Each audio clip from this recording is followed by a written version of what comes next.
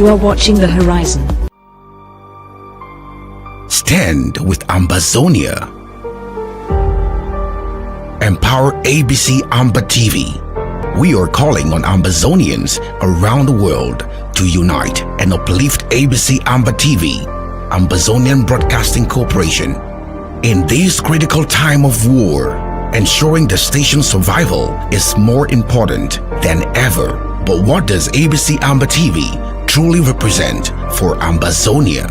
At the heart of Ambazonia's war of independence, ABC Amba TV stands as a beacon. Years of recolonization, annexation, and French Cameroon's oppressive occupation of the southern Cameroon's Ambazonia have led to our exclusion. Our identity was hidden, our history distorted, our sovereignty denied.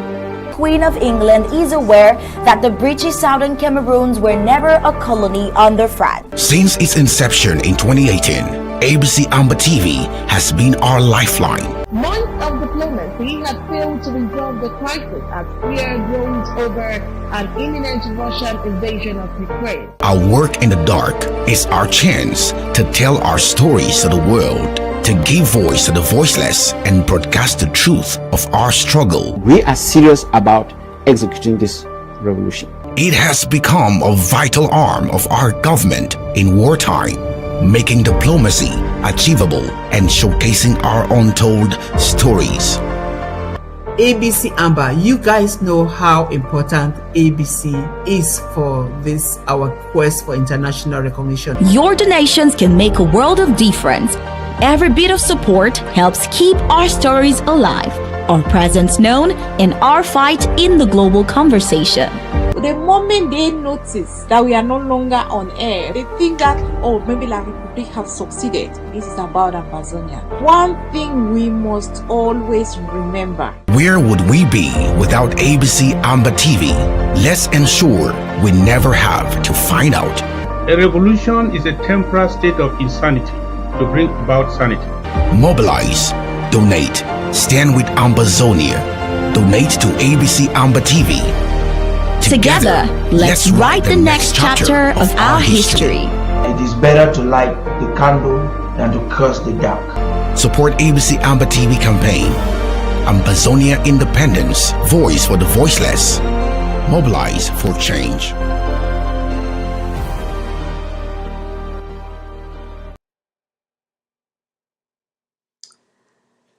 Good morning, good afternoon, good evening.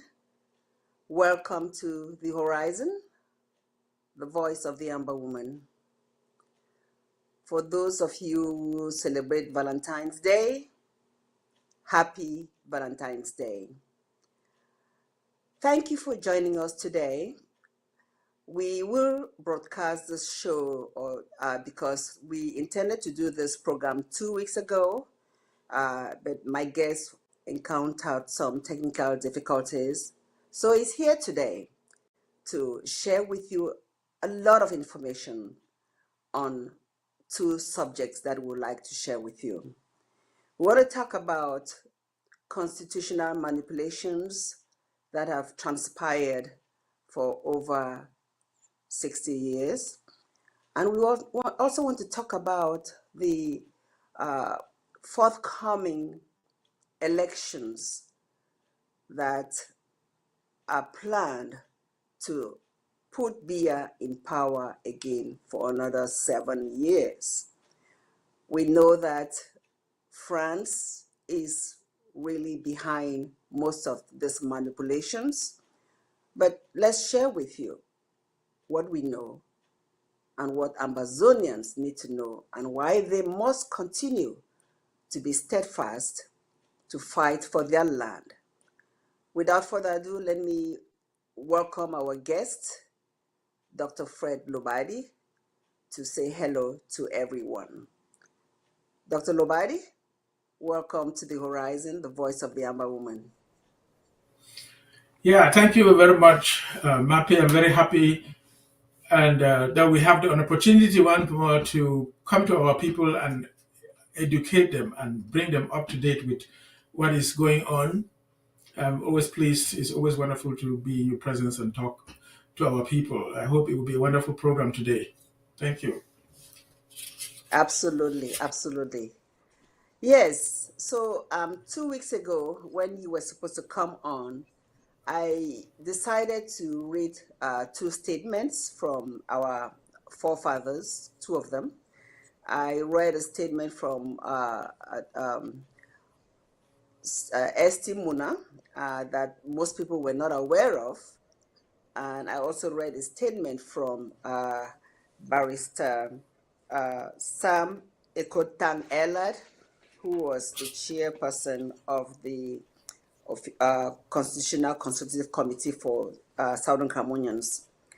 So I will not go through all of that, but from both statements that I read, the message really was that they were disappointed with what La Republique was doing. They felt that Southern Cameroons was not being taken seriously, and that their input wasn't important, and that the selection process to get this committee to make anything that was going to be acknowledged or appreciated by both La République du Cameroun and Southern Cameroons wasn't taken into consideration. So I don't want to go much into it, but I'm going to start this discussion today by asking you just a few questions.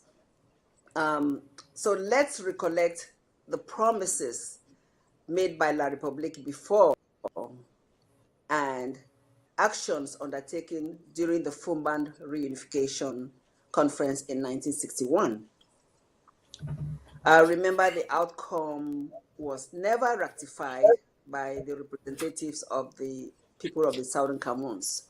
So I like you to just remind us of this before we go further into some of these statements that have been made by our forefathers. Okay. So one thing I would like to remind our people is that the actors that we are talking about here were very, very young people. Actually, many of us talking today are much older than they were. So, for example, Ndele was born in 1916. So that by 1961, Ndele was 45 years old. Foncha was born in 1924. So that by the time these actions were taking place, Foncha was 37 years old. And the oldest among them was Mona. He was born in 1910. So he was 51 years old. Now we can stop for a moment and imagine how old we are when we were born and how old we are right now. So we are talking about relatively very young people. In 1953 or 1954, when they pulled out of Enugu, you subtract 7 years from these ages that I talked about here. Ndele would have been 30 years old. 37 years old. Foncha would have been 30 years old. And Muna would have been like 44 years old. That's how old these people were who were making major decisions concerning our people. And so can you imagine, so when the fraud took place, in the sense that these young actors met and decided that we should have our true independence in Mamfe and presented their desire to the United Nations. The foreign powers, Britain, led by Andrew Cohen, they compelled them to rather suppress the option of independence and choose between staying with Nigeria or joining La République du Cameroun. And that was for economic reasons. If you look carefully, our countries were not very well developed. And when they took planes and flew, say, to Europe and America, they saw countries that were very well developed. So they thought that maybe these well-developed whites were telling them something more reasonable. I want us to imagine how young these people were. And so they allowed the option of independence to let go. First of all, we didn't have arms to fight for it. So they now accepted to go to the plebiscite. And so when they opted to join Nigeria or to join La République du Cameroun, so they had two promises. And as we know, Nigeria said, if we joined them, we will be an autonomous region, almost in strength and respect to like the northern regions of Nigeria, the eastern region, which was led by the Igbos in Enugu, and then the western region led by the Yorubas. Can you imagine southern Cameroon being like one of 4 substantive regions in Nigeria? If that had been the case today, I think the story would have been totally different. But now Ahidjo came influenced by the French and gave his own suggestions to the United Nations. And what he proposed, under the influence of the French, was that West Cameroon will be a state equal in stature to the French-speaking Cameroon. So there will be 2 equal states, equally respected. And he promised that the West Cameroon, the English-speaking Cameroon, will maintain their institutions, their way of governments, their cultures, their Anglo-Saxon way of doing things. They will stay and be who they are with their own government, except that the federal government will have some basic, simple things like military, defense of the land, foreign policy and things like that. But we'll maintain our unique style of governments with the parliament, with the prime minister, and administration of our properties. And they also said that if at any point we were not happy with what was going on, we are free to resign, we are free to withdraw, we are free to go away from the union. Now, there were about 18 different points that Ahidjo said. I just picked a few of them. So when you compare the two, you had the option of being a part of Nigeria as a 4th region, equal in status to the eastern, which is the one controlled primarily by the Igbos, or the western, controlled by the Yorubas around Lagos, or the northern, which were the Muslims. And then you had an option of being a state equal in status to another state. How would you choose? And so our people, in all honesty, thought that they were making a good decision. At the time, Endele, who had been instrumental in bringing us out of the eastern region to Boya as an autonomous, free ruling region, and he was elected the first prime minister in 1957, he thought that we should go back to Nigeria and that our fortunes were better with Nigeria than with La République du Cameroun, especially because there was war in La République du Cameroun. The French were fighting a war against the Bamileke and the Bassa, and there was a lot of killings going on. So he did not want to take us into a country where war was ongoing. And Foncha, thought that maybe we should stay with Cameroon, and partly because Foncha's parentage came from Chang, and so he was a man from Chang who had resettled in Bamenda area in Kwen, and so he thought we should go there. And the people just compared the 2 options and thought that maybe the option of joining La République du Cameroun, when there will no longer be war, would be better. So we went to Fumban in that discussion. And when we went to Fumban, we went with our Anglo-Saxon mindset. Remember that Ahidjo was being used by the French. The French had pushed out Mbida, who was the leader of East La République du Cameroun in the late 1950s, around 1959, and imposed Ahidjo on the Francophones. They had no choice. Ahidjo was not elected. They just pushed Mbida aside and put Ahidjo there. And so when Ahidjo was coming, guided by the French, they came with a delegation of about 12. There's an excellent write-up by Barrister Mbeseha that you can read. It talks about the composition of this delegation. Now, you had the French in there and some few ministers that were serving in Ahidjo's government. But the West Cameroon delegation, we had always respected opposition and differences of opinion. So we had a delegation of about 50 people.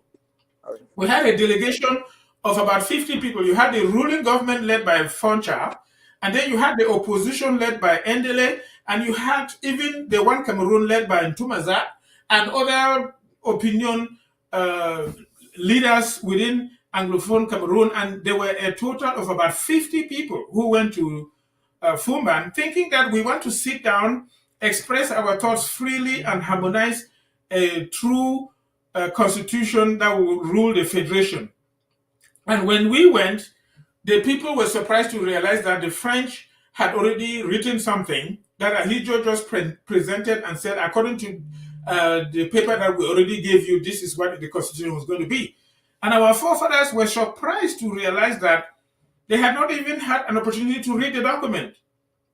They had not really studied it. and expressed themselves. And so they were now basically scrambling to add something. And they also did everything possible to compromise their consciences and their thought process. They put them in small, small rooms with beautiful Fumban women, a lot of alcohol for them to drink and get drunk, be womanized, and then they will be compromised morally and not make a good judgment.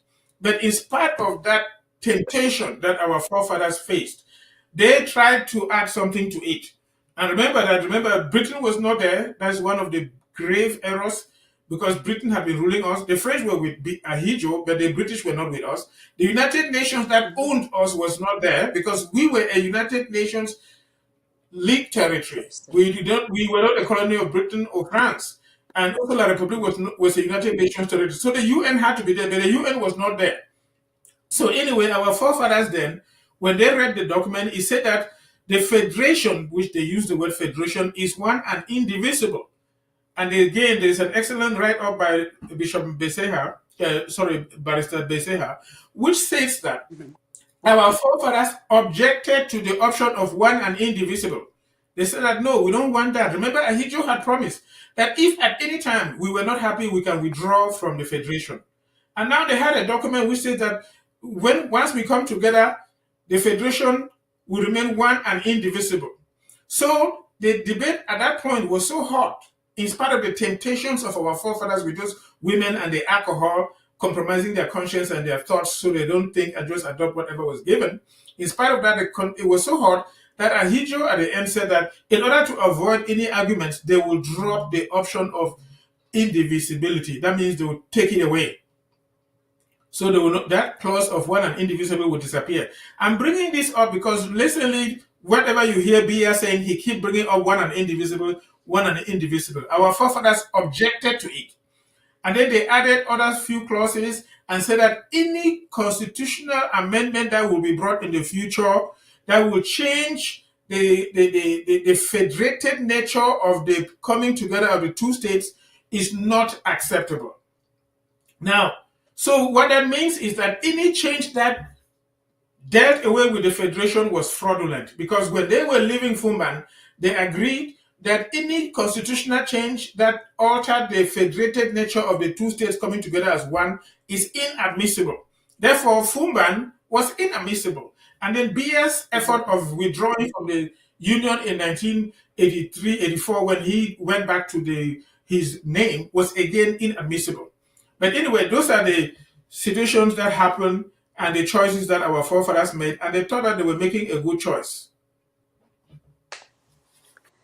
Thank you so much. I was a little bit distracted once when you were talking because I was trying to get some of those documents to read a section, and also you mentioned that the at that time the Bamilikes were fighting a war with La République du Cameroun, and we know that the reason was because France didn't want the Bamilikes to assert their powers, knowing that they didn't want France to be in charge, and so they did everything to kill the leaders that were trying to fight for Cameroon to be really free from France's control.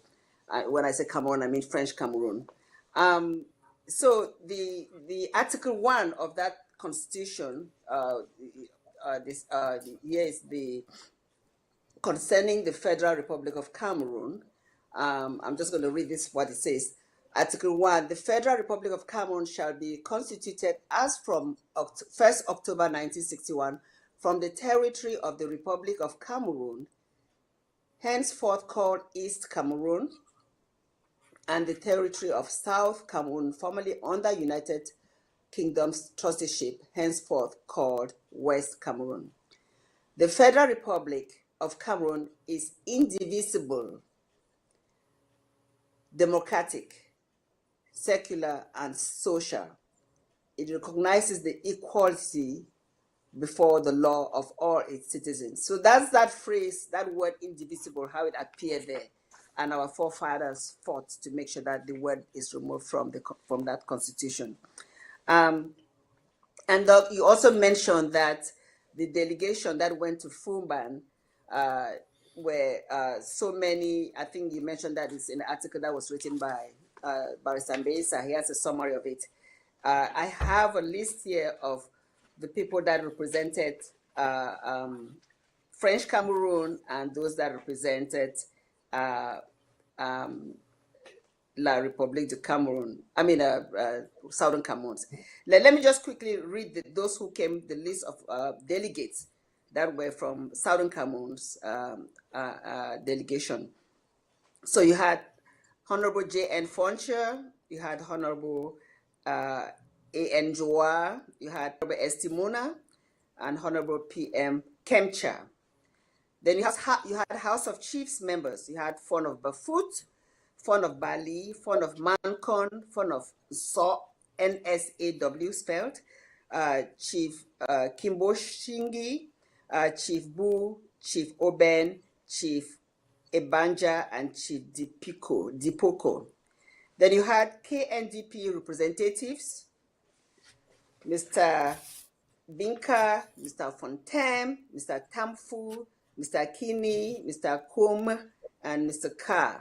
You had CPNC representatives, Dr. E.M. Endele, Mr. M.N.N. Bile, Mr. P.N. Montombi Woleta, and Reverend Ando Se. And then you had OK representatives, Mr. Tumanza and Mr. Mukom. Then the other listed, but you had from the Republic of Cameroon, you had just a few names. You had Amadou Ahidjo, President of La République de Cameroun. You have Charles Asale, the Premier Minister. You had Njoya Aruna, who was Minister d'État chargé de l'Intérieur.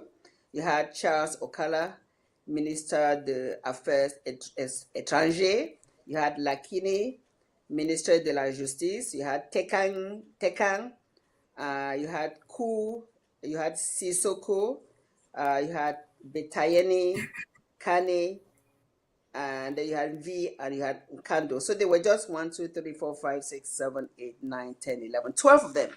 But the delegation from Southern Cameroon was more than I even listed. So the point of this, we go back to this history to share with our people. And you already mentioned that most of these people were young. They were in their 30s and 40s, right? Yes. Maybe in fact, Ahidjo was 37 years old. The oldest among them was Mona, 51 years old. Endele was 45 years old. And Foncha was only 29 years old, like 29 years old. So I want us to put it in context, because you have to look at how old you are right now. And imagine that those were these young people, dynamic, making such major decisions and talking in those meetings. So, when you look at these octogenarians ruling La République du Cameroun, like Biya, who just turned 92 yesterday, they make us think that we are too young to make decisions, or like we are too young to know important things that matter. But we are much older than those guys were when they were making those decisions. It's important for us to know, because the majority of the population, over 70%, are younger than 40 years old. Only very few are old enough. Many of them were born under Biya being president, and they don't know. And it's important for us to also know that when these decisions were being made, Biya was a student. He was not in there. He was a student in Paris. When he came back in 1961, he was 1962, he was just 29 years old. And then Ahidjo co-opted him into government. These are the people that we are really talking about, and major decisions that were taken. But you realize that in our Western Cameroonian mindset, we incorporated all ideas, both of the person who is ruling, as well as the one that is in the opposition, and also even business, all political parties. Their opinion were represented, like One Cameroon, you talk about Tumaza and Abed Mukom. And then also major economic entrepreneurs, they were also included in there. And if you want to know about our mindset, when Foncha defeated Endele in the elections that led Foncha to be prime minister to go carry on this negotiation. Foncha and Muna drove, and Endele drove in the same car to the ceremony where they were handing power from one person to another. So you can imagine that's how we were thinking. We were very innocent people who believed in each other, and we let the ideas win based on arguments and discussions. But the other side was not that way. They didn't even have the ability to think. They were being teleguided by the French. And that has continued till today. And they are doing everything possible to corrupt us and compromise this mindset that we have. Okay, thank you. Before I ask the next question, which you may already have answered, but I just needed to specifically give the answer so that people who are listening really hear it clearly. Before I ask that question, I just want to say something to those who are listening, and I just want to think about what is going on. The age group, because I want to bring this up because we've just discussed the ages of those who were representing us in those days. Currently, when we think about what is going on right now, those who were probably born in the 40s, those who were born in the 40s and before, there are very few of them living now. Those who really understand what was happening in those days. There are very few of them alive now. Those who were born before the 40s. Those who were born sometime between 1945 to probably 1960, that 15-year span. Of course, more of them are alive compared to those. And they lived in the system. They lived in the West Cameroun that we know. They appreciate exactly how things were. So they know this history more than most people. They know where we are coming from.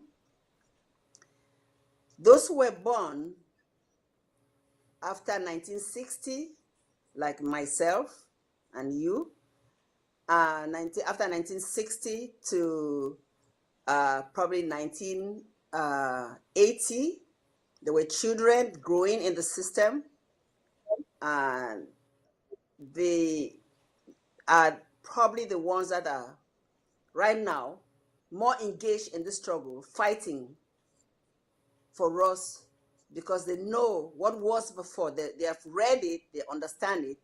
They may not have been in the system because they were children, but they know exactly what our forefathers went through. And they appreciate the difference between West Cameroon, because I was a child growing in Boya. I knew what it was to go to school freely, clean schools, clean streets. I couldn't go to the hospital, clean hospitals, things like that.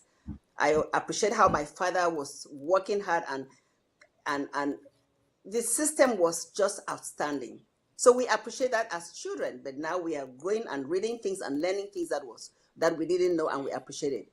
Now, the lost generation really will be people that are born after 1990 and after. We are trying to educate them, because somehow they don't realize that their future would be better if Southern Cameroon is free to be a sovereign nation. They don't understand. We are really doing all this for the future, not for us. So I bring that to say that and this also includes the French-speaking, the Bamilikis that came and stayed with us. They should appreciate what we've gone through and be able to assist, in this journey, because they realize that they only had a safe haven in us, in our land, because we are caring people, God-fearing, honest people, and we took them in. So they should appreciate that and be able to make sure that Southern Cameroon be a land that can take care of its own affairs. So let me go to that question. I just wanted to bring this age division because sometimes these young people have no idea what is going on. Although most of the fighters that are our state army are fighting, they've been educated, they know why. but there is a reason behind all of this. So the question I wanted to ask, which you may have answered already, but I just need you to really fine-tune it. How were these constitutional provisions safeguarding the proposed federation of the two different states disregarded and eliminated? It's a very long story. I will try to summarize it because I've read all the different articles without necessarily going to read them. So, as you were describing the ages, the people who were born after 1982, when beer was forced on the Cameroonian people as the French asked Ahidjo to leave, by now, many of them will be like 43 years old. Remember that over 70% of the population is less than 40, even less than 35 years old. Mm-hmm. So the majority of the young people, the only president they have ever experienced is Biya. And so therefore, when you're talking, they don't know what to compare with. But for those of us who lived for about 20 years after we acquired our independence under Ahidjo, we can compare Ahidjo's time with Biya's time. And we can tell how the society has rather gotten worse and worse in spite of all the noise that you can hear from the government. I mean, our parents were able to do their simple jobs and send their children to school, provide food, and people had enough to take care of their needs. Ahidjo was a dictator, quite all right. And you must be careful what you say about the government because you never know who was a secret agent and they could pick you up. Most people don't know about Ahidjo's time, how it was a reign of terror. I was in Kasbambili in 1980 when Dr. Solomon Fowe was picked up. Basically, Dr. Gwe and who is now dead, and Cardinal Tumi, who was the chancellor of the seminary in Bangui, they used to meet and discuss about the ills of the Ahidjo regime. You know, they used to talk about the bad things that Ahidjo was doing. And so when Dr. Gwe was picked up, people thought that he was done with. But the gendarmes came, put him in their Land Rover and carried him to Yaoundé. And the next day they announced that he was Vice Minister of Agriculture. It's a long story how that went to that. But all I'm trying to say is that we have an experience under Ahidjo. Most of these young people don't even know anything how Ahidjo was. All they know is Biya.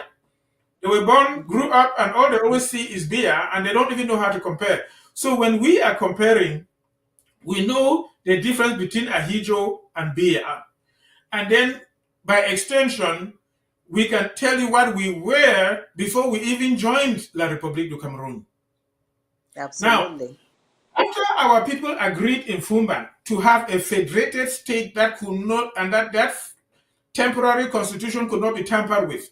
And you must remember that the constitution that was crafted in Fumban had to be ratified by both houses of assembly. That means our own House of Assembly in Boya and La République du Cameroun House of Assembly in Yaoundé.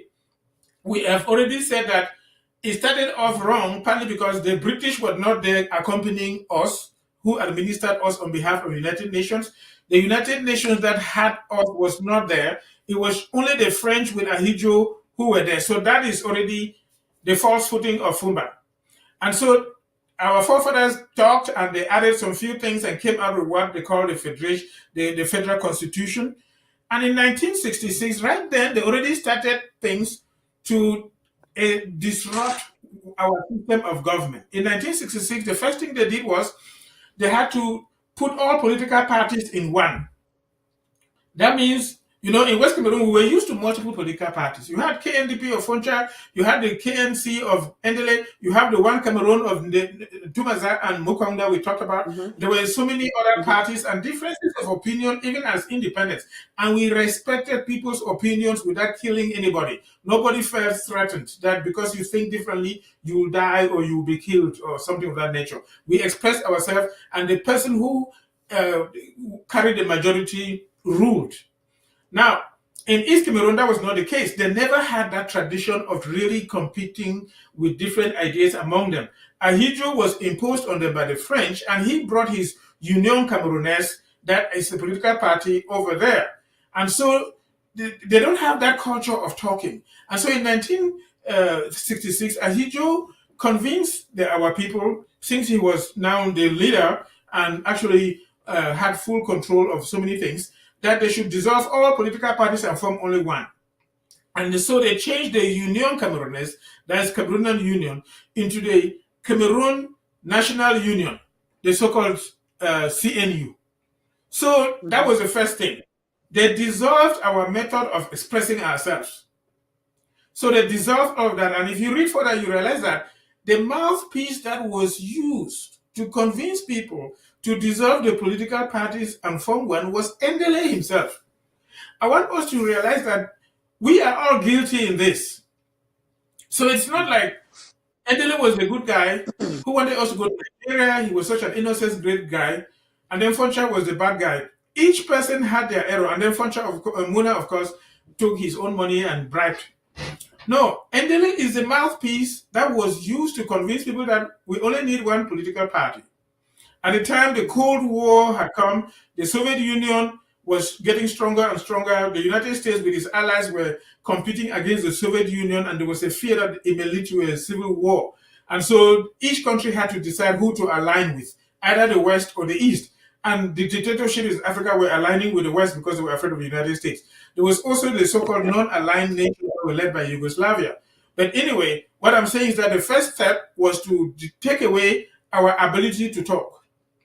And so they formed the Cameroon National Union. They opted the leaders of all the different political parties to become political bureau members of the CNU. And they were ruling now by consensus. That means the party will agree on something which was usually imposed on them by the French, and everybody must say the same thing. And that has happened till today. That's why even people who are within the CPDM party, they cannot deviate from the party line. And then the other so-called political parties that you have, like the SDF, they go and bribe them to toe the party line. So that was the first step. And then, of course, then they moved further. What we had in our system was that the leader, or what we call the prime minister, was not elected as a person. We elected a political platform. So if your political party won the elections, like say KNDP under Foncha won the elections, then the leader of that party became the prime minister, just like it's a parliamentary democracy, just like it's practiced in Britain, in Canada, and the English-speaking nations aside from the United States. The US system is different from those. So what happened was, then Ahidjo came. So because Foncha was leading the KNDP and was the leader of the majority party in our parliament, he was made to go to Yaoundé as the vice president under Ahidjo, and they said he was not allowed to have so many positions. So he cannot be vice president as well as the leader of our prime minister. And so Ahidjo had to literally choose Joa first to be the prime minister, but he came from the majority party. So you realize that it was not through competition and campaigns, but it was, being chosen. So Ahidjo chose Joa to be the leader after Foncha went to Yaoundé. And so that's already another aspect that kept compromising our situation. And then when Joa came and still had that fieriness of our way of doing things and tried to defend the autonomy of the people of the British Southern Cameroon and trying to not allow the inspector from Yaoundé, who is now represented by the DOs and the governors, to be controlling us, then Ahidjo got rid of him. He got rid of him by now making an agreement with Muna. And so in 1968, they imposed Muna not through a parliamentary election, not as leader of the parliamentary group. By the time Muna had his own party, who was different from the KNDP, they imposed Muna as the prime minister of West Cameroon. That is another method by which they eroded our way of doing things. And then when they imposed Muna as our way of doing things as prime minister of West Cameroon, Ahidjo moved forward and got Foncha out. And Muna was now occupying two positions. One, prime minister of West Cameroon imposed by Ahidjo, and number two, vice president after they had removed Foncha. And you can read in Foncha's resignation when he said when they basically pushed him aside. They asked him to fight and he didn't want, he wanted peace. So now Muna was there. So you see they have brought the concept of bribery and corruption and imposing leaders upon us. And from there, they now prepared what happened in 1978 and 1972 with the so-called referendum. And you can read the details where literally Ahidjo went to the Elysee, which is the French presidency in Paris, to get instructions. And as soon as he arrived to Yaoundé, within a few days, he submitted a parliamentary resolution asking that they should hold a referendum, and it was done bam, bam, bam within 2-3 weeks. And the people went to vote, and all they had to choose was between yes and we. And so, with that alone, the federal nature of the constitution that was attempted, I call it attempted in Fumban, was done away with. So that the federated nature of the two states was done away with, and now we were being called a United Republic of Cameroon. So already they have violated a clause of the constitution that says that any attempt to change that was not admissible. The other thing we need to know is that whatever came out of Fumban had to be approved and ratified by our parliaments before it will go into force. So Ahidjo basically took his own to his parliament. Remember, they just act like a sheep. One, they do whatever the leader tells them, they stamped it. But the Fumban constitution was not debated in our National Assembly, and it was not adopted. And therefore, it was irrelevant. It was not binding on us. It's like saying that you take your wife to the council to sign a marriage certificate. The man signs, and he just parliament approves the constitution from Fumban. But the woman does not sign. So the parliament of the former British Southern Cameroon members did not debate and adopt it. And so if only the man signs the marriage certificate and the woman does not sign, there is no marriage. So there is no treaty of union between the two countries. But anyway, after they did that fraud, and then we moved on where they now put Hijo and they put Biya in there as prime minister in 1975 and so forth. But that's how the process went. And remember, it was all being teleguided by the French. Wow, my goodness. You know, there's so much information on this subject matter. So I want to talk about testimonies of witnesses of what really transpired through time. I mentioned last week, I read Muna's statement. There's also a statement from Foncha. But I want to bring this name in the picture, Abuem Achoa's observation and declaration of the All Anglophone Conference of 1991. I came across it, but I think you have it. I don't know if you care to read it. It's quite long. It would be nice. First of all, Abuem Achoa is a francophone who was who studied history and became an administrative officer within La République du Cameroun and ruled as governor of West Cameroon. Remember when West Cameroon's was forced after they got away with the prime minister, they imposed a governor. Remember Eno Tanjong? Some people may not remember. It was an Eno Tanjong who ruled. And after they divided us into Northwest and Southwest, Abuem Achoa was governor of the Southwest region for a while and then governor of the Northwest. And he is a francophone. And during this time, the English-speaking were expressing disgruntlement with all the ways that their system and ways of doing things were totally being dealt away with. In fact, early in 1964, before the parties were put together, this learned professor from Kumbo, the learned professor who is well known and respected in literature from, what is his name again? The professor in Kumbo, in Banso. Yes, I the one know that name. Who studied in Canada. He was the translator, actually, translating from French into English because he studied in Canada, he knew English and French. He is the one that in Sokika Fonlon. He already started complaining how our system of doing things was being eroded in 1964. And he even complained to Ahidjo because he was a translator. So before you had Peter Esoka, Fonlon was already translating and within the administration, and he was already complaining how our system was being eroded, and that was despised. And then, of course, in 1966, they dealt away with that. So anyway, all I'm saying is that Abuem Achoa was an administrator, a francophone, and a good one at that. And we can read his complaints of how the system was eroded and what is causing us to be complaining. And he just died less than a month ago, and rumor has it that La République du Cameroun killed him, because they know that his opinion is more or less in our favor. So they don't want him to be like a life testimony, a living testimony. This is what he said. 6 facets of the English problem. This is a francophone from the central region who ruled us as a governor in the Southwest and in the Northwest, an honest man writing his opinion about the problems that we are having. By David Aboem Achoy, former governor of the Northwest and Southwest. 6 facets come to mind.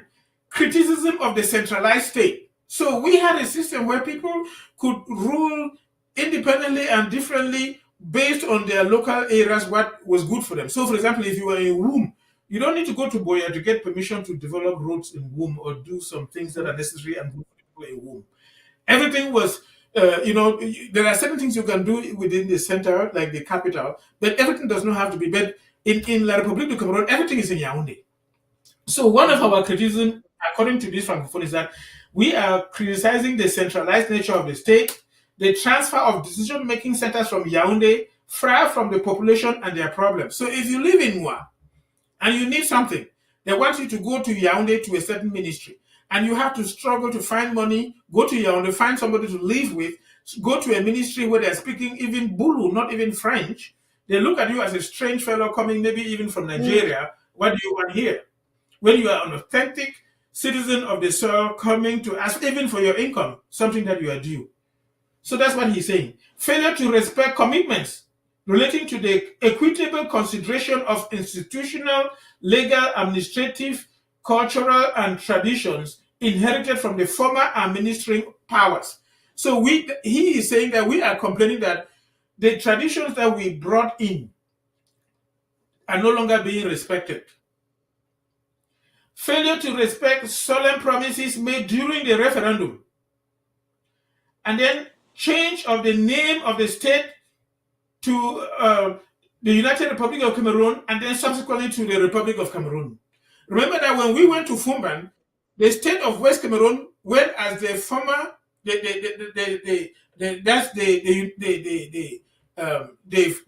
British territory administered by the British, the Southern Cameroons. La République went as La République du Cameroun. We met in Fumban. La République sat at that side and we sat on this side, and they debated and came out with what I just said we managed to come out with. And then with time, they changed the name to United Republic of Cameroon and then back to La République du Cameroun. That is why when Biya did this thing in 1984, Dinka said Biya had seceded from the Union. Because when we met in Fumban, La République sat on that side of the table, and the former British Southern Cameroon sat on this side of the table. And so if you are going back to La République du Cameroun, it means that he has separated himself from the people of the former British Southern Cameroon. And so that's why Dinka said, let him be logical by pulling his administrators and everything back and leave us alone. So Biya is the one who seceded from the Union, not the people of the former British Southern Cameroon. Failure to respect bilingualism in the public sector. Now, you live on the ground. You know what it is. Go to Yaoundé. Try to speak them in English. They're wondering who you are. They force you to speak French, and they don't care. They don't even want to speak English. Now they send magistrates into rural areas like Esimbi and Wum and Esu, who go there and judge citizens of the land who barely speak some pidgin English, judge them in French, and then condemn them to be carried to Yaoundé and locked up in francophone jails. So he said the people are complaining that they're not respecting bilingualism. They don't even make an effort to speak. How many times has Biya addressed Cameroonians in the English language? You never hear. He speaks only in French, and they take pride in talking in French. I do speak some French too. Although the Constitution makes French and English as two official languages of equal value, but you don't see them respecting that. As an individual, when you go to any ministry, who takes care of, who cares? I will review in a cursory manner these different facets. So he goes now, it's a long note. He goes now and goes into detail about all of this.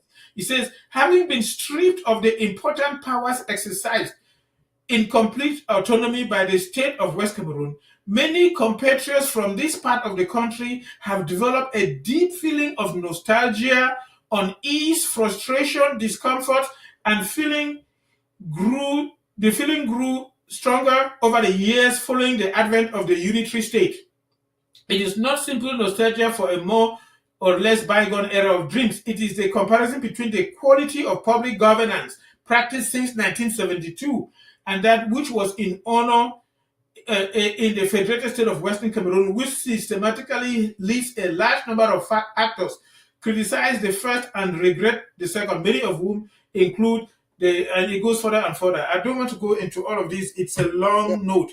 But basically, long he's saying document. that that is what our people are unhappy with. And this is an honest francophone. He goes into detail. So when Ahidjo heard that the people were getting unhappy by 1972, and this time, Biya was Secretary General in the Prime Minister's office. Abuema Cho writes it in this letter. He decided to hold a conference, and the conference was constituted of several people, which included Biya as Secretary of the Prime Minister's office to be chairman of that committee. Dorothy Njoma, who is still living, was there. Muna was there. Foncha was there, and many others. They gathered to gather the data on the grievances of the Anglophones since we started trying to live together. And they wrote all those things and gave it, and Biya took it, went to Yaoundé, and he shelved, he made like he doesn't hear. The reason I want people to know this is because this man has no freedom, no autonomy. He took it to Yaoundé, and the French told him, disregard it. Don't worry about it. And the French controlled Ahidjo himself. So that's why they gathered our grievances and did nothing about it. For those who care, you can download or read this lengthy thing. And if I wanted to read it now, it may take another 30 minutes to read all the document that Abuema Cho wrote.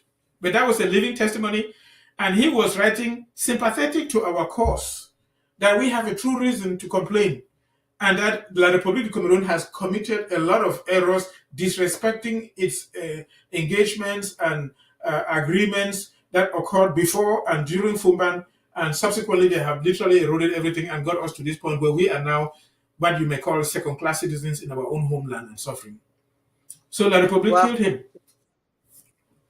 This is unbelievable. When you put everything in perspective, thinking about the opinions of late Estimona, Joa, Foncha, their statements, Endele, their statements, the leaders of the consultative committee that was in 1994. When you put and of course the what you just talked about, Abuema Cho, when you put everything in perspective, was the genocide in Ambazonia predictable based on everything that you've really put together? Correct. Was it predictable? I believe that it was predictable because, again, like I said, everything is being led by the French. And the French already committed the same genocide in East Cameroon before we joined them from the 1940s to 1971. And they recently came with a book trying to cover it up. And I have books of details of the war that the French perpetrated against La République citizens from 1946 to 1971 when they killed Agnès Wanji in Bafoussam at the square, when they caught the last ones and killed them there. So basically, over 500, some people estimate over 1 million Bamilekes and Bassas were killed in that genocide by the French because they were afraid that the Bamilekes were larger in number and they would not allow the French to control the country. And these people were asking for true independence for East Cameroon, and the French wanted to control the place. So they used Ahidjo from the north, who was docile, and they did everything to kill and eliminate these people from the south that were objecting to the French control. And then we also know that the Rwanda genocide, France has a hand in it. And so if the French cannot get their way, they don't mind killing people. That's why the war in Ambazonia was predictable. It was predictable, and it's being directed and guided by the French. And they're just using La République, BIR, and whoever they are using as the front soldiers going to the field and committing the atrocities that they are controlling. So from my perspective, it's predictable because France is known for causing genocide all across where they are. They did that in Algeria. They did that even in Senegal. Some troops that fought for France during the Second World War, when they asked for their pay in retirement, the French killed them. So it's their way of doing things. So that was predictable. Yeah, you're speaking. I'm trying to look. There's a paragraph in Estimona's statement of withdrawal from the Constitutive Committee, where he really mentioned this, that eventually our children will be fighting this battle in terms of trying to defend their rights. So I believe what you say, that it was predictable, because you can only keep somebody as a slave for so long. Eventually they will want to assert their own rights to be free, and of course France doesn't want that, and the president at that time gave an order to the stooge Biya to do what he did on November 30th of 2017. Actually, Muna used the word bloodshed. Muna used the word bloodshed, that it will come to a bloodshed. And this is the bloodshed that we saw. Exactly. And if you remember, before Biya declared war on us at the airport, he went and met Macron in Ivory Coast, in Abidjan. He was going there to get the permission from Macron to start the war. So he went and met Macron. He sat in there. If you can go back and investigate, you will see. And Macron was there with other African leaders. He talked with Macron, then came at the airport and then declared that they would deal with us and claimed that the people had killed some police officers. Remember that they were going around and killing our people. And in the effort to resist, some police officers died and declared that they were killing people, so we would deal with them. And they thought they would finish us off within 2 weeks, and which they have not done. And they will never do, and they will never succeed. Yeah, so moving along, people may not know that La République du Cameroun has rewritten the history, or maybe I think it's already finished writing the history of Cameroun from 1945 to 1971 in collaboration with the French, to cover the atrocities they've carried over our people over these years, to change history. You know, sometimes when you have a document that they're published, people read that, they may believe what it says, even though it's false. What can you say about this in light of what we're going through? Correct. So, if you permit me, I can show you the book that is the truth. Oh Lord.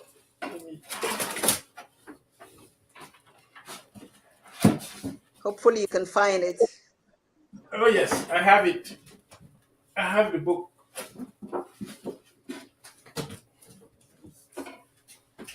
Yes, I have it here. So yes, they wrote a book recently that they published and then they showed Macron and they showed Biya and he went there. This is a book about Cameroon and the war, oh God, from 1948 to 1971. You can read the full details. You can see pictures of the beheadings and the destruction. And then you read here about the war of Cameroon, La Guerre du Cameroun. That's the hidden war of Cameroon. And you can read how the French killed a lot of people. This is the true history. They don't want people to read this. And remember that over 70% of the population are younger than 40 years. They have only known Biya.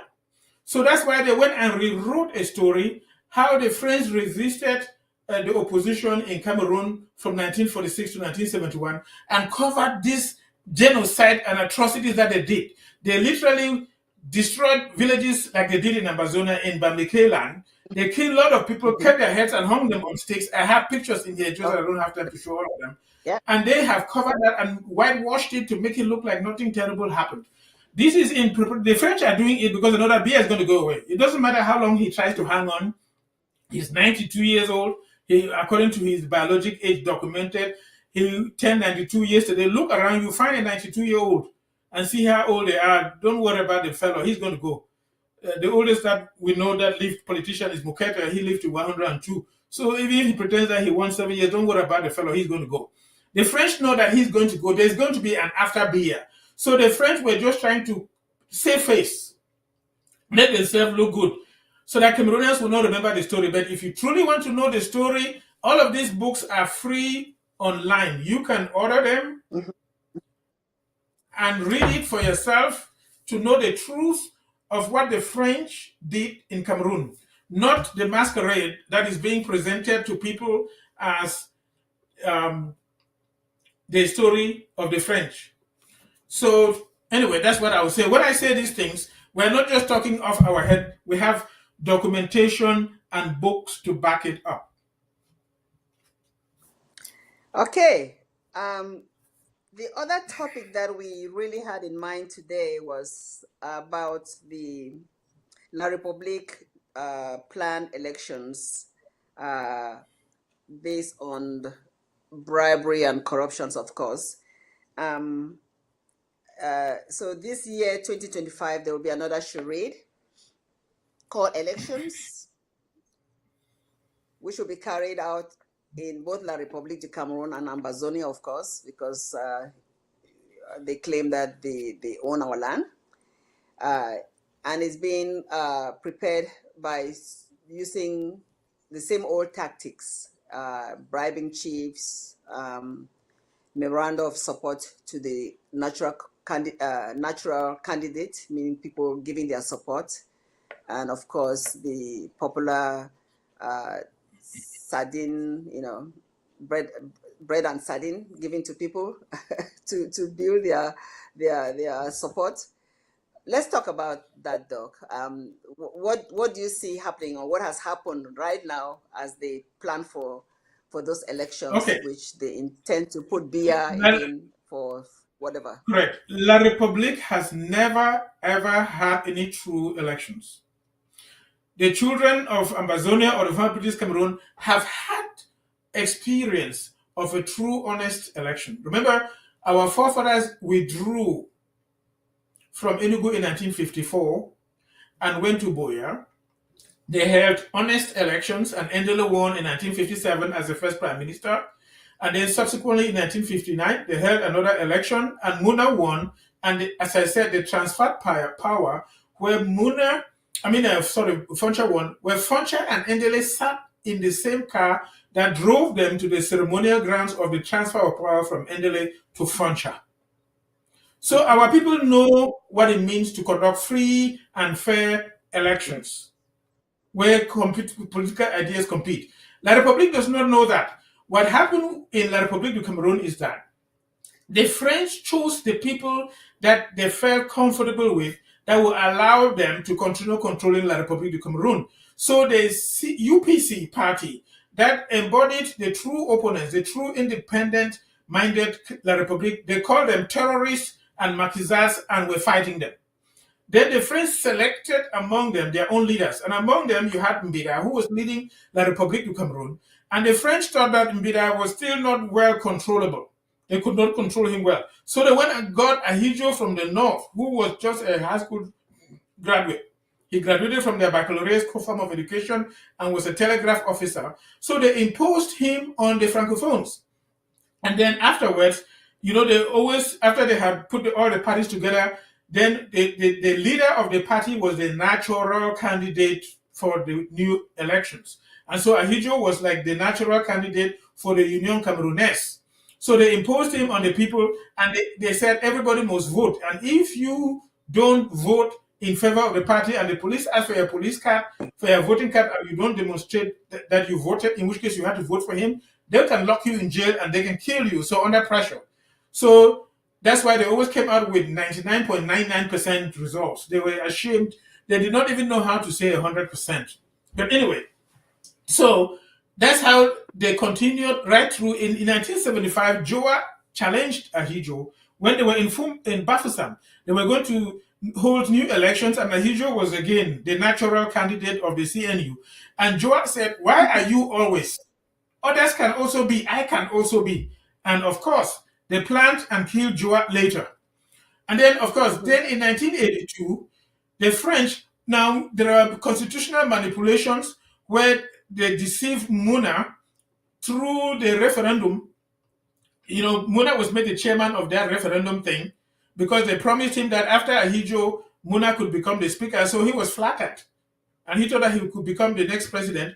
And so he allowed himself to be used as a chairperson to campaign for that referendum in 1972.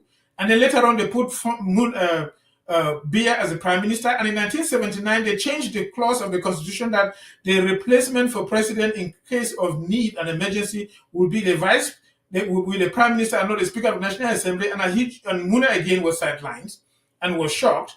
And then in 1982, basically the French deceived Ahidjo that he was sick and then put Biya in there. And since then, they continue the same thing. He's always a natural candidate, so they will always even anticipate elections whenever they want and manipulate it and claim that they have won, which they have done till date. Now, in spite of all this maneuvering, Biya has lost elections in 1992 when Frundi defeated him and also when Kamto defeated him recently. But then they will alter the results and claim that he's the one who won. So, for example, the DOs and the administrators are supposed to want to monitor and determine electoral areas. And all of them are for the president. And then also, they made it in such a way that nobody can announce any results, only the so-called Constitutional Council, which they didn't have. And they made the Supreme Court will be the one in place of the Constitutional Council to announce the results. And after elections, they will take like 2 weeks before they announce the results and claim that, they are trying to still gather data from some remote areas like Yokaduma and Esu. So the people would have forgotten after so-called elections are done. And then suddenly on a Saturday night, they will announce that the elections were won by Biya. So La Republique has never, ever had any true, free and fair elections like our people experienced from 1954 to 1961. And then the other trick they do is that they bribe you. If you will not allow yourself to be corrupted by bribery, they'll kill you in order to get their way. And this is inherent in the French. I will say something here now. Now, the French were instrumental in helping the United States separate from Britain in the 1700s. You know, the Declaration of Independence was in 1776, but there was a war between the territories and Britain. And France was supporting the United States against Britain.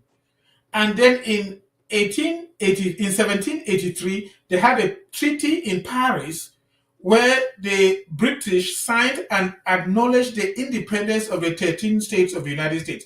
That's where that treaty was signed in 1883. Remember, the declaration was 1776, but in 1783, they signed that declaration. It was in Paris. Now, the independent states wanted to do business with Britain, but they had to pass through France to do business with Britain. And the French king, remember that the French Revolution was in 1789. So the treaty was in 1783. The French Revolution was in 1789 when Louis XVI with Marie Antoinette were guillotined. The French king was asking the United States territories to give bribe to France before they could do business with Britain. I'm just bringing this up to show that bribery and corruption is in the DNA of the French.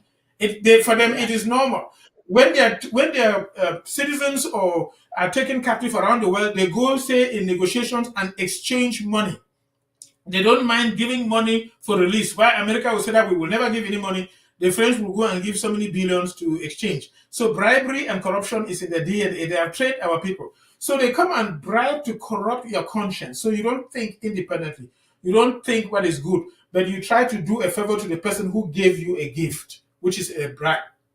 And so that has been put inside the mind of these Francophones, and that's what they do. So what have they done with our own people? They have, as you noticed recently, they gathered the chiefs, gave them 7 million each to Atanganji, my classmate, gathered them, gave them 7 million each so that they will all unanimously say they only want Paul Biya as a candidate. Then they gathered the religious leaders, like the bishops and the preachers and the moderators, also give them money so that they will go to their churches and preach that only Biya should be their leader. They also do this with the Muslims. So bribery and corruption is in the DNA.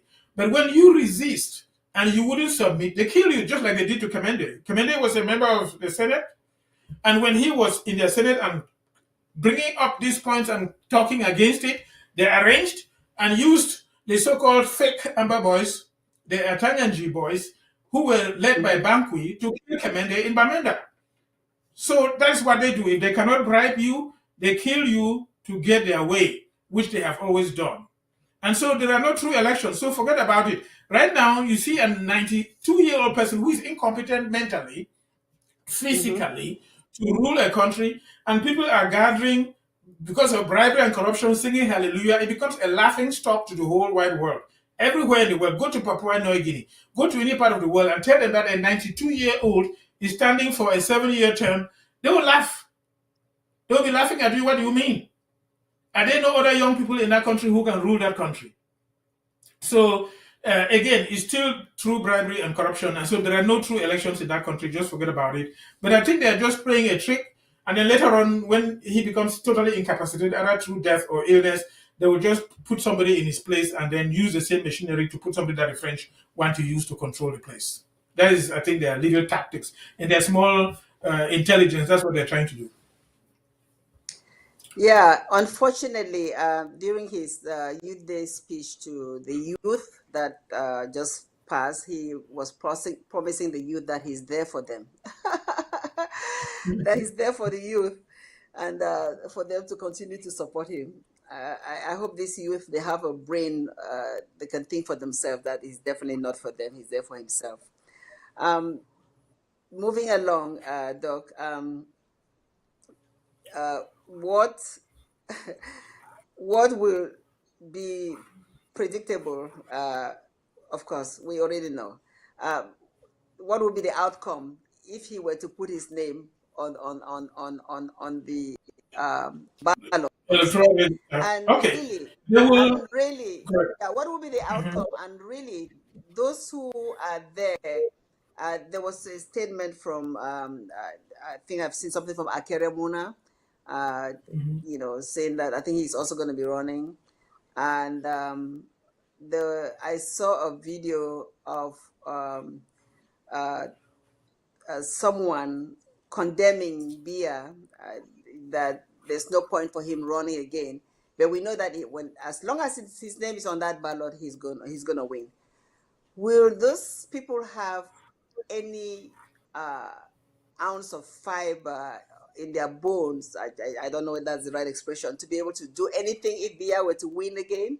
I don't think they have any choice, because La Republique has never ever had any true, free, and fair elections in that country. You are trying to force somebody to do what they have never been able to do before. You know, you cannot get milk out of a stone. A stone does not produce milk, so they cannot practice true, free, and fair elections in that country. But basically, the thing is this: my classmate again, Ataganji, is doing everything to disenfranchise true competitors in the election. So he's doing everything to make sure that Kanto, who is a Bamileke, does not stand, because he knows that he will carry the day, like he won last time and they cheated him. He's doing everything, even Cabral Libri, who was another second person, that he chose a member of his party and claimed that was the true founder of the party, to lead him away. And then they go to the other so-called pretentious competitors in the elections and give them bribes, like Joshua Ossi of the CPD, of the SDF. They give them bribes, and then let them also pretend that they are standing as members of the opposition, and then basically allow things to go that way, and they'll pretend that there was a union, and then give you some ministerial position to say that they have co-opted a union. That's what they're trying to do, but it's not going to work. So the thing here is that Biya is very old. Whether he likes it or not, he is going to naturally die. It doesn't matter how much sorcery they practice. It doesn't matter how much witchcraft, whatever supernatural you think you have, is not going to make him live beyond Bukete of 102 years. He's going to go. And when he goes, it's going to be a laughing stock to the whole wide world. To see a 92-year-old who has been there for 43 years, Omar Bongo was there for 42 years and went. Gaddafi was there for 42 years and went. So the man of Equatorial Guinea has been there since 1979. He's the longest. So he's trying to prove that he's longer than everybody. But he's not going to stay forever. The man of 79 of Equatorial Guinea, who has been there since 1979, he is younger than 80 years old. Biya is 92. So you're just wasting your time. So they're just pretending and trying to keep things under control. But it's not going to work. So what is going to happen this year, I believe, I don't think that there will be true elections in La Republique du Cameroun. But even if they pretend to try, that something has happened, there will be a lot of turmoil in the land. They have always tried to bribe the youth with alcohol. That's make them drink. That's why prices of goods like gas or petrol or other goods go up. They try to keep alcohol affordable so that the young people will drink, get drunk, and talk in the places where they drink and make noise and do nothing. A drunkard can make noise and fall in the gutter, but they cannot do much. So they make them drink and get drunk, make them watch football and be entertained, and allow them to continue the masquerade that they are doing.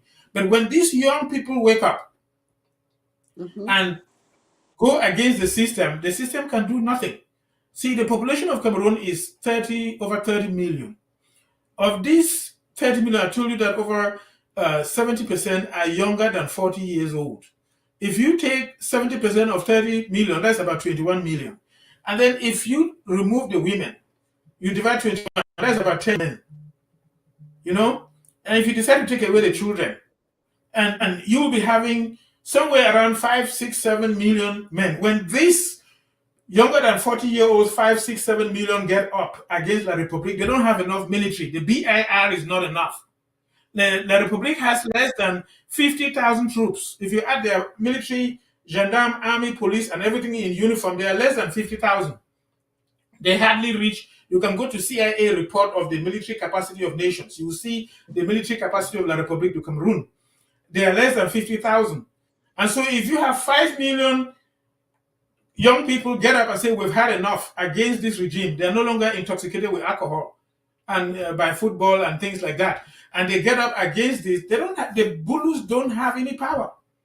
Even just in this little Ambazonian war, what did they do? When the Bulus came and many of them were being killed, they took them to the offices and gave them high-ranking military positions to be giving instructions to other people's children to go and fight on the field. They cannot creep in the grass.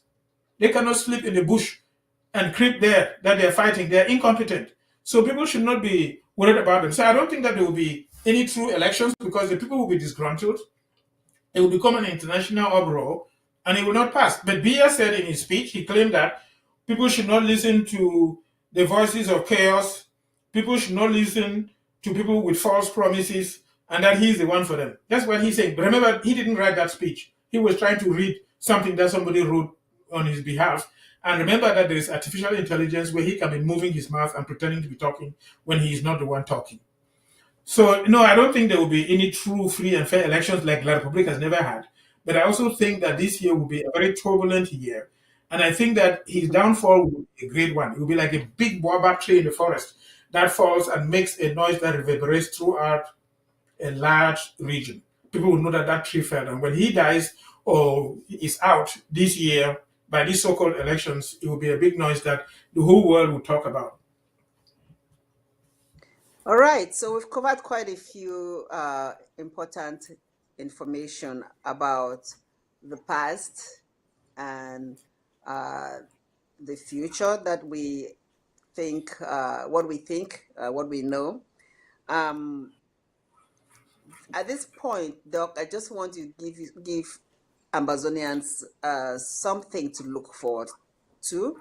What will be of the future of the people of the former British Southern Cameroons as we think about what has happened in the past, what we are going through now, and what is expected in the future.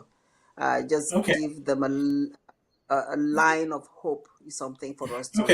It's not just a line of hope. Sure. That is what is going to happen.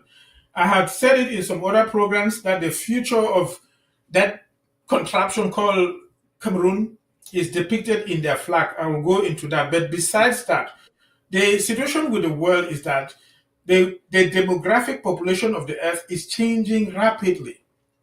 The population of the developed nations, so Europe, North America, particularly the Caucasian population, is decreasing, while the population of other nations are increasing. India just overtook China. China was the most populated nation on earth, and India just overtook China in 2022. Most people don't recognize that, but India is now the most populated nation on planet Earth. Remember that India used to be with Pakistan and Bangladesh.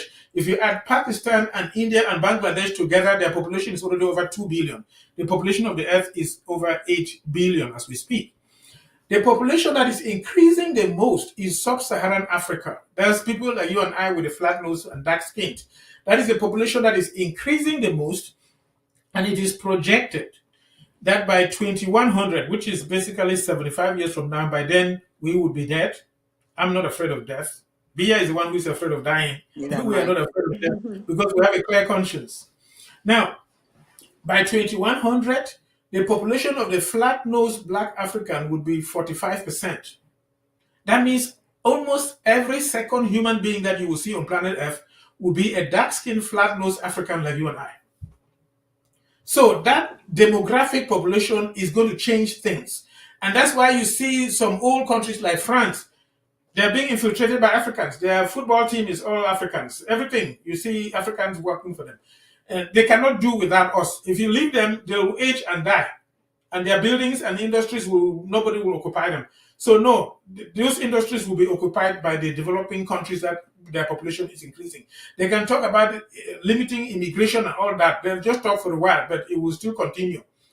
The situation is that development was predominantly, first of all, in the initial industrialization in Western European countries and the United States of America. Then in the past, say 50 years, it went to Asia. The next phase of major development on Earth is going to be around what they call the Gulf of Guinea, which starts from Senegal all across towards Angola and South Africa.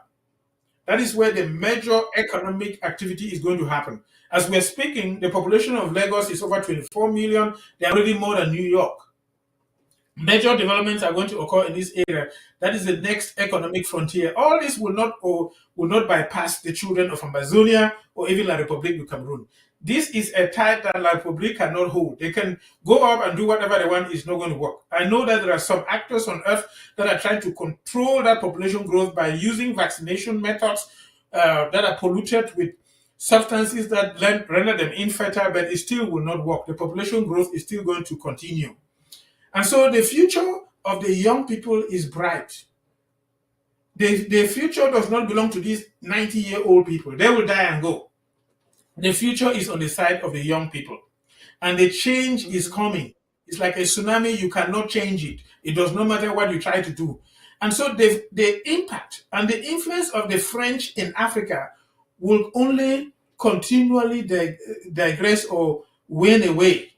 Just like you saw in the Sahel regions, Mali and Burkina Faso and Niger, the French will lose their control all across Africa. They're just hanging on to old dying people like Biya and Ouattara in Ivory Coast, but eventually they will be swept out.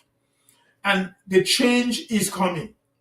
And when the French lose their grip, which they don't have any choice.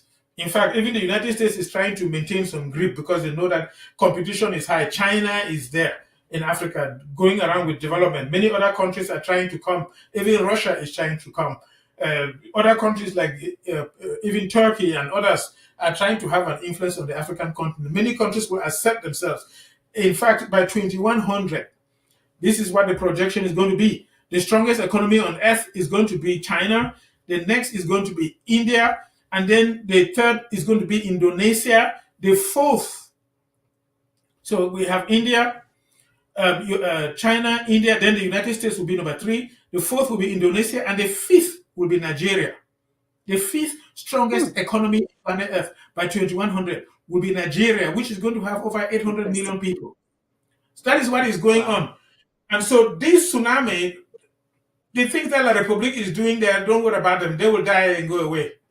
It's going to come, and change is coming, and development is coming. So let the people believe in themselves and defend what is true and right, and it's just a matter of time, and the relics in Yaoundé will be swept away into the dustbin of history.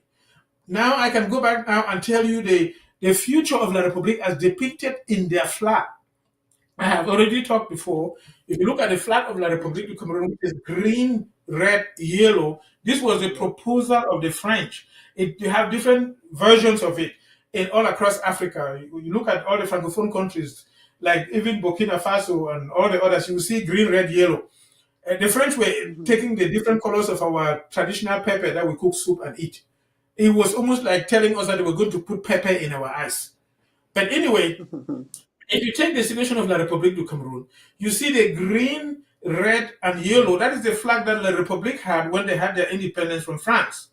But when we attempted a union of two different states in Fumban in 1961, then they affixed two flags on the green. The two flags, they have the color yellow, all right?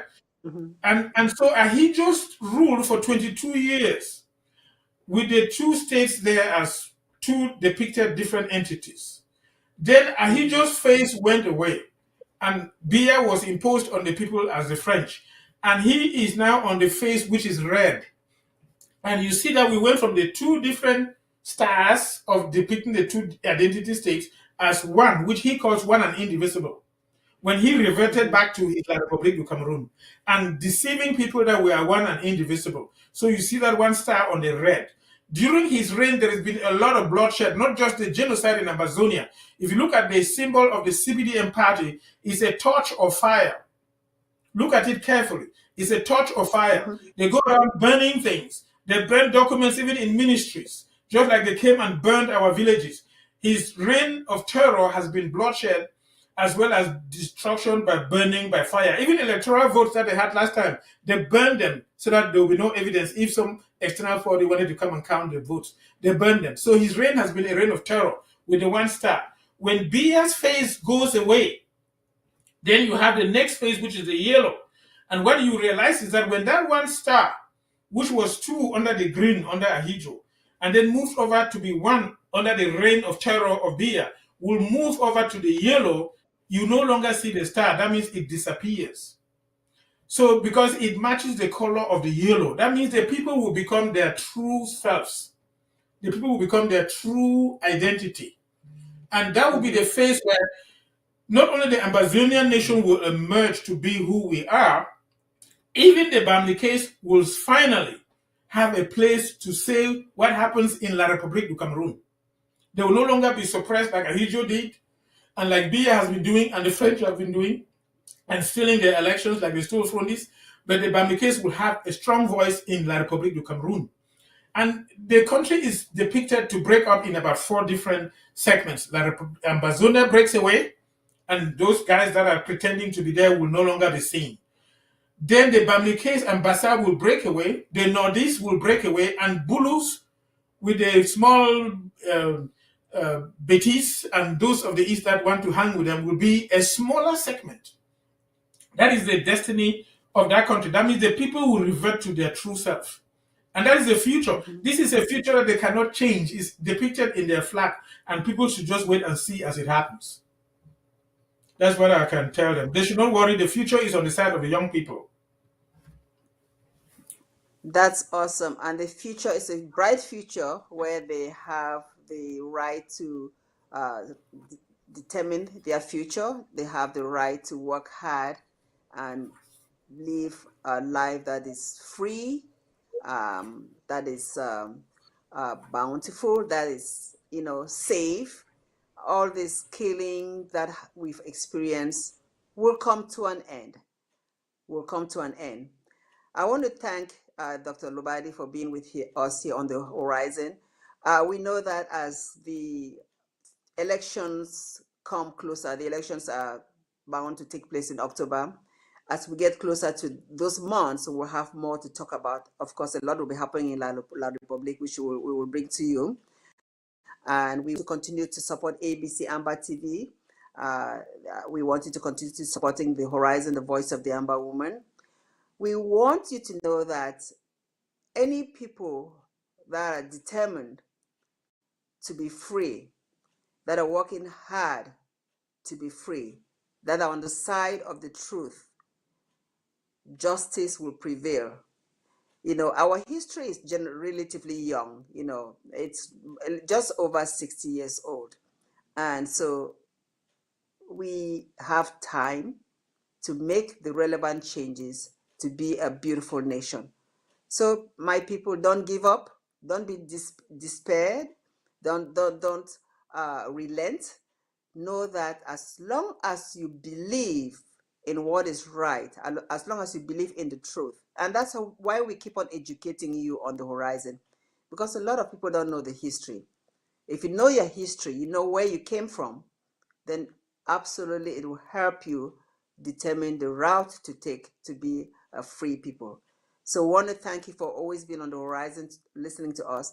I want to, of course, thank Dr. Lobati, who is always a source of so much information, a wealth of knowledge, which is why we are here to give you every week on the horizon, the voice of the Amber woman.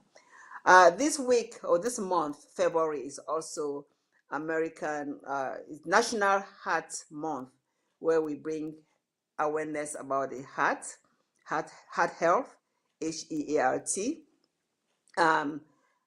We didn't have a program last week, which we're going to talk a little bit about the health. Dr. Yaya will be sometime on one of the Fridays this month to share with you important information about heart health. But I want to suggest this to you. If you live in Southern Cameroun, Ambazonia, take a moment to learn CPR. Because that can save the life of a young person. Let that be your goal for the Heart Month 2025 for everyone, even if you live in the diaspora, to learn how to do cardiopulmonary resuscitation, CPR. Okay? So we end the show today. We thank you. Continue supporting our President Samuel Ifeanyi. He's working very hard. Again, he's told you that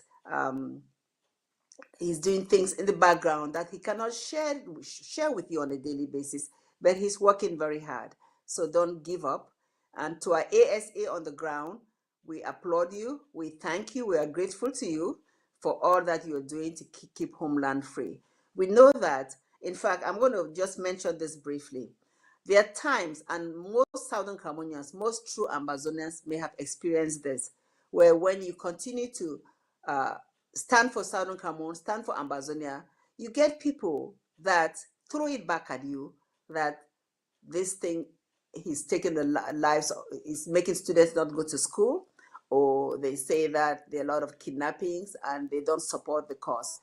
But we know that those who are doing most of the kidnappings are elements of La République du Cameroun. We know about Cho Ayaba and what has happened to him.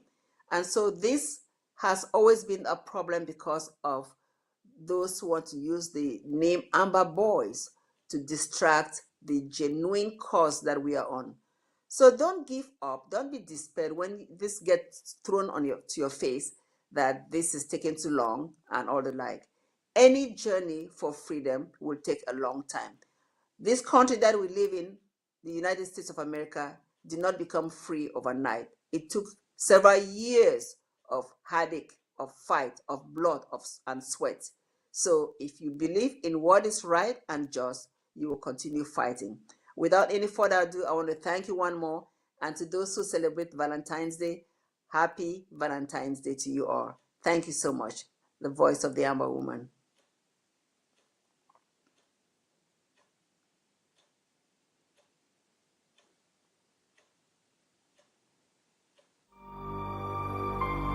Stand with Ambazonia. Empower ABC Amba TV. We are calling on Ambazonians around the world to unite and uplift ABC Amba TV, Ambazonian Broadcasting Corporation. In this critical time of war, ensuring the station's survival is more important than ever. But what does ABC Amba TV truly represent for Ambazonia? At the heart of Ambazonia's war of independence, ABC Amba TV stands as a beacon. Years of recolonization, annexation, and French Cameroon's oppressive occupation of the southern Cameroon's Ambazonia have led to our exclusion. Our identity was hidden, our history distorted, our sovereignty denied. Queen of England is aware that the British Southern Cameroons were never a colony under France. Since its inception in 2018, ABC Amba TV has been our lifeline. Month of diplomacy diplomacy has failed to resolve the crisis as fear grows over an imminent Russian invasion of Ukraine. Our work in the dark is our chance to tell our stories to the world, to give voice to the voiceless and broadcast the truth of our struggle. We are serious about executing this revolution. It has become a vital arm of our government in wartime, making diplomacy achievable and showcasing our untold stories. ABC Amba, you guys know how important ABC is for this, our quest for international recognition. Your donations can make a world of difference. Every bit of support helps keep our stories alive, our presence known, and our fight in the global conversation. The moment they notice that we are no longer on air, they think that, oh, maybe La Republic has succeeded. This is about Ambazonia. One thing we must always remember. Where would we be without ABC Amba TV? Let's ensure we never have to find out. A revolution is a temporary state of insanity to bring about sanity. Mobilize, donate, stand with Ambazonia, donate to ABC Amba TV. Together, let's write the next chapter of our history. It is better to light the candle than to curse the dark. Support ABC Amba TV campaign. Ambazonia Independence, voice for the voiceless. Mobilize for change.